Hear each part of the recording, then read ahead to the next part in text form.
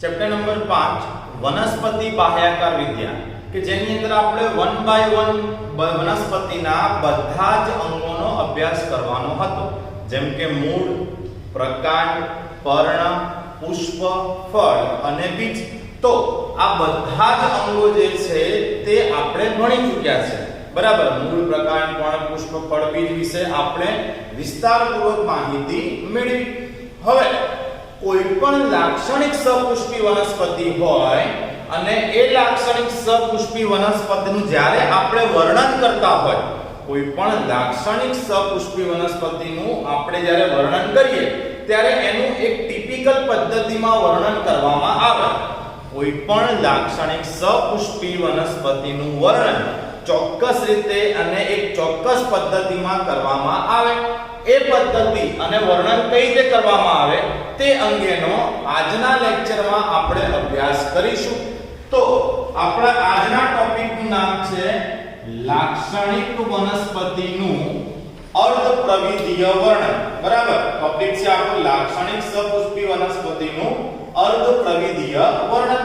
તો જુઓ, જ્યારે પણ આપણે કોઈ સપુષ્પી વનસ્પતિનું વર્ણન કરતા હોઈએ ત્યારે સૌપ્રથમ એના અલગ અલગ બાહ્યાકાર લક્ષણોને આપણે ધ્યાનમાં લઈએ છીએ. મતલબ કે સપુષ્પી વનસ્પતિનું વર્ણન કરવા માટે વિવિધ બાહ્યાકાર લક્ષણોનો ઉપયોગ કરવામાં આવે છે.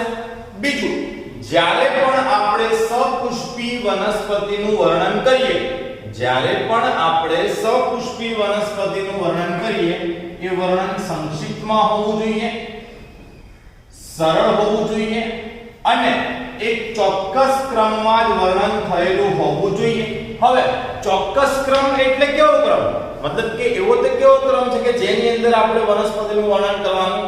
તો ચોક્કસ ક્રમ મતલબ કે જોઈએ આપણે શરૂઆતના વર્ણનમાં આપણે વનસ્પતિની પ્રકૃતિ, જેમ કે છોડ સ્વરૂપે હોય કે વૃક્ષ સ્વરૂપે હોય કે ક્ષુપ સ્વરૂપે હોય કે લતાઓ સ્વરૂપે હોય, ત્યારબાદ વનસ્પતિના મૂળ વિશે માહિતી, ત્યારબાદ એના પ્રકાંડ અને ત્યારબાદ પર્ણ વિશેની માહિતી. મતલબ કે શરૂઆતમાં આપણે વાનસ્પતિક લક્ષણોનું વર્ણન કરવું પડે.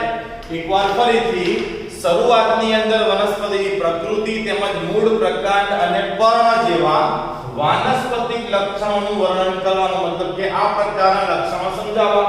ત્યારબાદ વનસ્પતિ જે છે એના પુષ્પીય લક્ષણો, એમાં કયા પ્રકારનો પુષ્પ વિન્યાસ છે તથા એના પુષ્પના ભાગો જે છે તેનું વર્ણન કરવામાં આવે. હવે એકવાર વાનસ્પતિક લક્ષણો સમજાવી દઈએ, પછી પુષ્પીય લક્ષણો સમજાવી દઈએ, પછી લાસ્ટમાં આપણે પુષ્પીય સૂત્ર અને પુષ્પીય આકૃતિ રજૂ કરવામાં આવે. તો આ ક્રમની અંદર સપુષ્પી વનસ્પતિ જે છે તેનું વર્ણન કરવામાં આવે. એકવાર ક્રમ રિપીટ કરી દઈએ.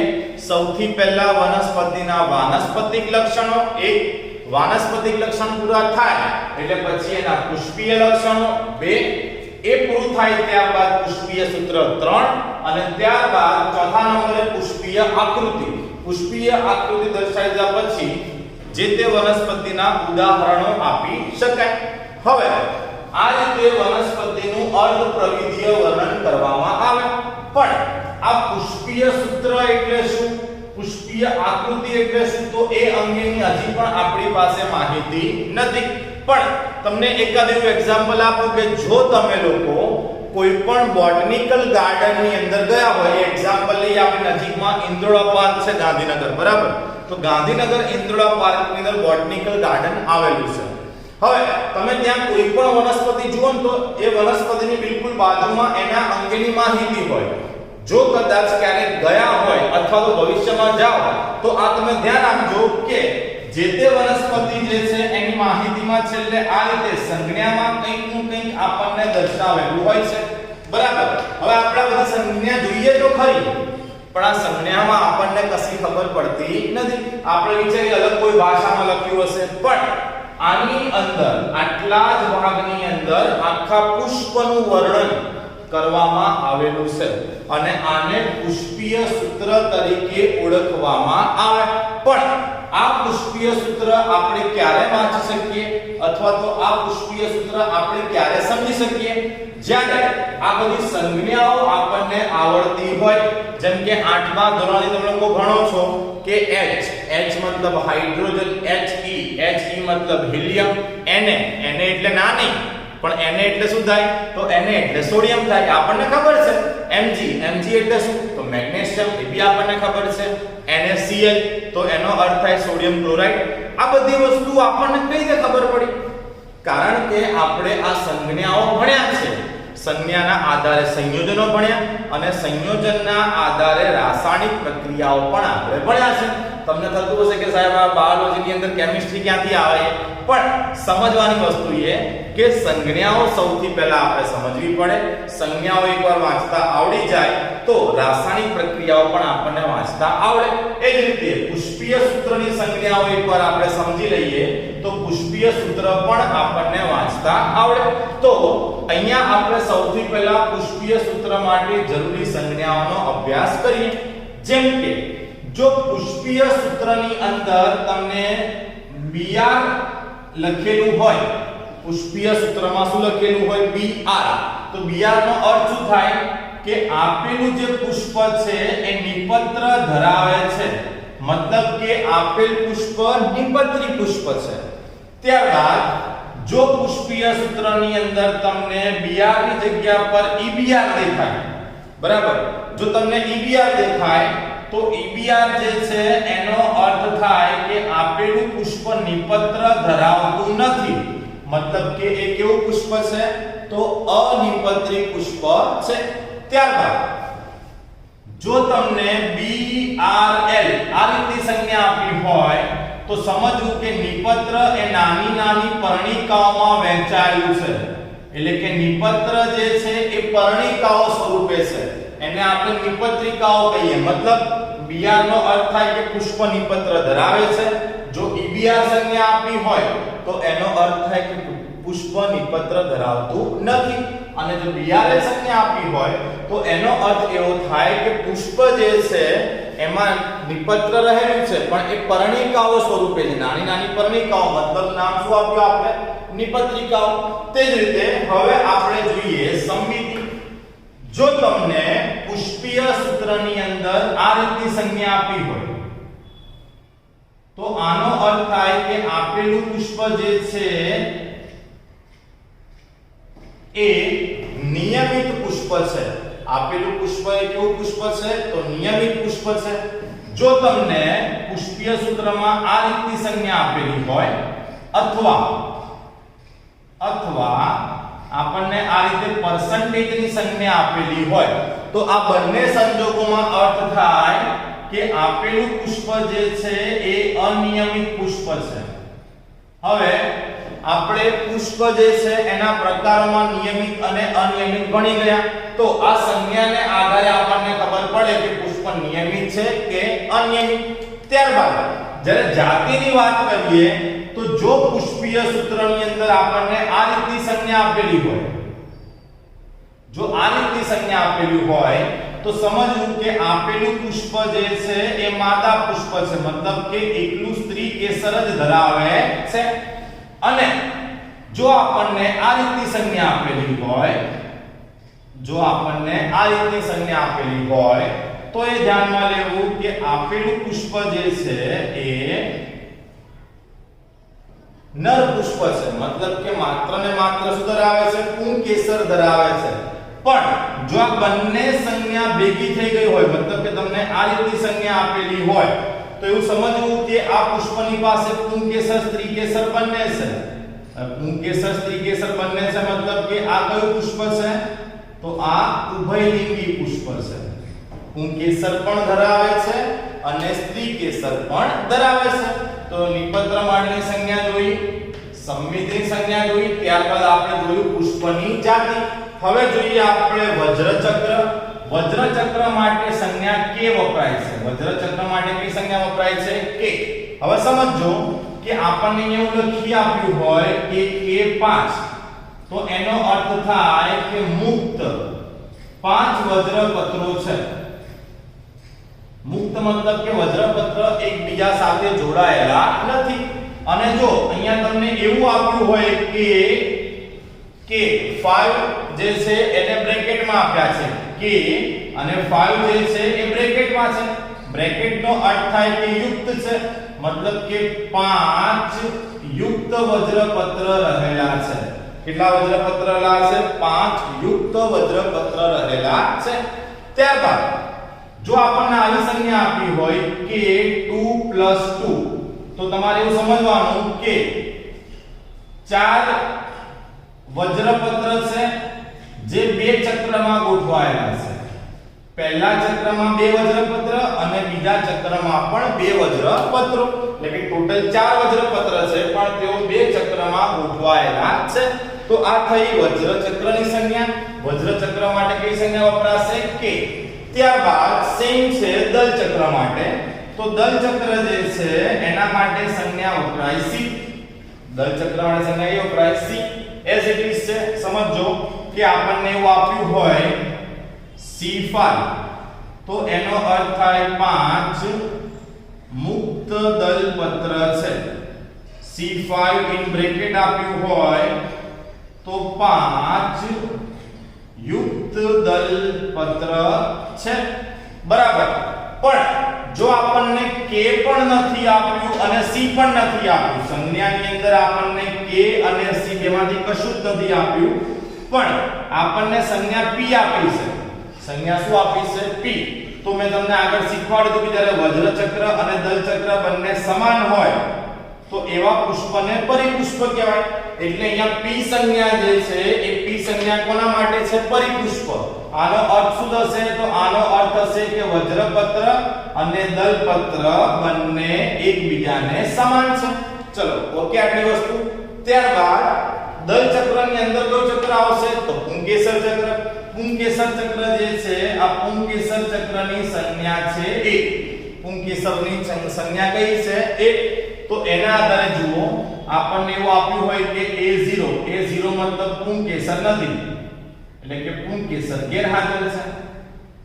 આપણને એવું આપ્યું હોય કે A5 તો એનો અર્થ થાય કે 5 પુંકેસર છે અને એ મુક્ત છે. જો A5 બ્રેકેટમાં આપેલા હોય તો આ 5 પુંકેસર જે છે એ કેવા છે? યુક્ત પુંકેસર છે. બરાબર. પણ આમાં બીજી એક વસ્તુ આપણે ખાસ યાદ રાખવાની છે, બોર્ડની પરીક્ષામાં પૂછાયેલો MCQ છે. જો તમને પુંકેસર જે છે આ પુંકેસરની સાથે આવો ક્રોસનો સિમ્બોલ આપેલો હોય અથવા તો આવી રીતે સ્ટાર દર્શાવેલું હોય તો આ વંધ્ય પુંકેસર છે. વંધ્ય પુંકેસર મતલબ કે પ્રજનન ક્ષમતા ધરાવતું નથી. ખાસ યાદ રાખવું, ક્રોસ આપ્યું હોય કે સ્ટાર આપ્યું હોય તો એને વંધ્ય પુંકેસર કહેવાય. તે જ રીતે પુંકેસર જે છે એ દલપત્ર સાથે જોડાયેલું હોય તો આ રીતની સંજ્ઞા આપેલી હોય. દલપત્ર માટે C, પુંકેસર માટે A. જો આ રીતની સંજ્ઞા આપેલી હોય તો એનો અર્થ થાય કે પુંકેસર દલપત્ર સાથે જોડાયેલું છે. એટલે આને દલ લગ્ન કહેવાય. દલ લગ્ન એટલે દલપત્ર સાથે લગ્ન મતલબ જોડાયેલું, તો આને કહેવામાં આવે દલ લગ્ન પુંકેસર ચક્ર. અને જો આવું ના આવું આપણને PA તરીકે આપ્યું હોય, P મતલબ પરિપુષ્પ એટલે કે પુંકેસર પરિપુષ્પ સાથે જોડાયેલું છે, તો આના માટે શબ્દ વપરાશે પરિપુષ્પ લગ્ન પુંકેસર. આના માટે શબ્દ કયો પ્રયોગ થશે? પરિપુષ્પ લગ્ન પુંકેસર. તો પુંકેસરમાં ઘણી બધી વસ્તુઓ છે, આપણે સમજીશું ખાસ. એક તો વંધ્ય પુંકેસર ક્રોસ આપ્યું હોય કે સ્ટાર આપ્યું હોય તો એને આપણે વંધ્ય પુંકેસર કહીશું. આ રીતે પુંકેસર દલપત્ર સાથે જોડાયેલું હોય તો દલ લગ્ન અને પુંકેસર પરિપુષ્પ સાથે જોડાયેલું હોય તો એને આપણે પરિપુષ્પ લગ્ન કહીશું. તો આની સાથે પુંકેસર ચક્ર બી પતી ગયું. હવે સૌથી અંદર પુષ્પનમાં શું આવશે? તો સ્ત્રીકેસર. હવે આ સ્ત્રીકેસર ચક્ર જે છે એના માટે વપરાતી સંજ્ઞા છે G. બરાબર. હવે તમને ખબર પડે એમ જેમ કે હું કહું કે G0 આપ્યું હોય તો સ્ત્રીકેસર ગેરહાજર છે, G5 આપેલા હોય તો આપણે એવું કહી શકીએ કે ભાઈ 5 સ્ત્રીકેસર હાજર છે. ટૂંકમાં જેટલી સંખ્યા આપી હોય એ પ્રમાણે આપણે કહી શકીએ. પણ સ્ત્રીકેસરની અંદર ખાસ યાદ રાખવા જેવી વસ્તુ કઈ છે એ સમજો કે જો સ્ત્રીકેસર જે છે G એમાં અંડરલાઈન આપેલી હોય. શું આપેલું હોય આપણને? અંડરલાઈન. અંડરલાઈન નો અર્થ થાય કે આ અધોજાયી પુષ્પ છે. પુષ્પ કયું છે? અધોજાયી પુષ્પ. હવે અધોજાયી પુષ્પ છે એનો મતલબ એ થાય કે બીજાશય કયું આવશે? તો ઉચ્ચસ્થ બીજાશય આવશે. કયું બીજાશય આવશે? ઉચ્ચસ્થ બીજાશય. આપણે આ ભણી ગયા બીજાશયના સ્થાનને આધારે પુષ્પના પ્રકારમાં. ઉચ્ચસ્થ બીજાશય હોય તો અધોજાયી પુષ્પ કહેવાય. એટલે જેની નીચે જો તમને અંડરલાઈન જોવા મળે તો એ ઉચ્ચસ્થ બીજાશય દર્શાવે છે. એ જ રીતે જો તમને ઉપરની તરફ અપર લાઈન જોવા મળે તો આનો અર્થ થાય ઉપરીજાયી પુષ્પ. અને ઉપરીજાયી પુષ્પ હોય તો બીજાશય કયું હશે? તો બીજાશય હશે અધસ્થ બીજાશય. બીજાશય કયું હશે? અધસ્થ બીજાશય.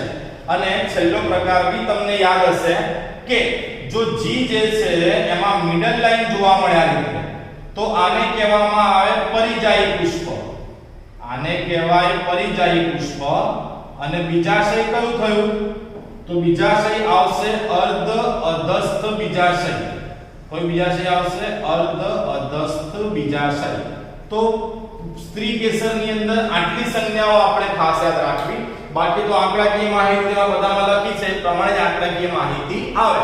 તો અહીંયા જો આપણે નિપત્રની સંજ્ઞાઓ જોઈ, સમમિતિના આધારે સંજ્ઞા જોઈ, જાતિ માટે, વજ્રચક્ર માટે, દલચક્ર, પુંકેસર અને સ્ત્રી કેસર માટે સંજ્ઞા જોઈ.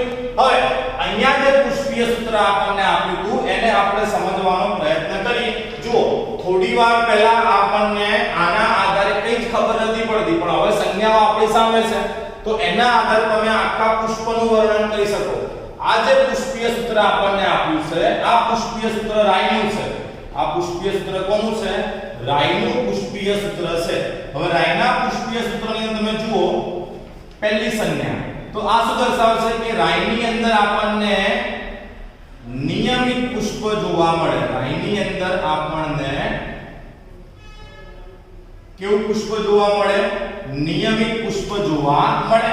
આ બીજી સંજ્ઞા શું દર્શાવશે કે રાયની અંદર કયા પુષ્પ રહેલા હોય? તો ઉભયલિંગી. પુંકેસર પણ ધરાવે અને સ્ત્રી કેસર પણ ધરાવે. ઓકે, ત્યારબાદ કે એટલે થાય વજ્રચક્ર.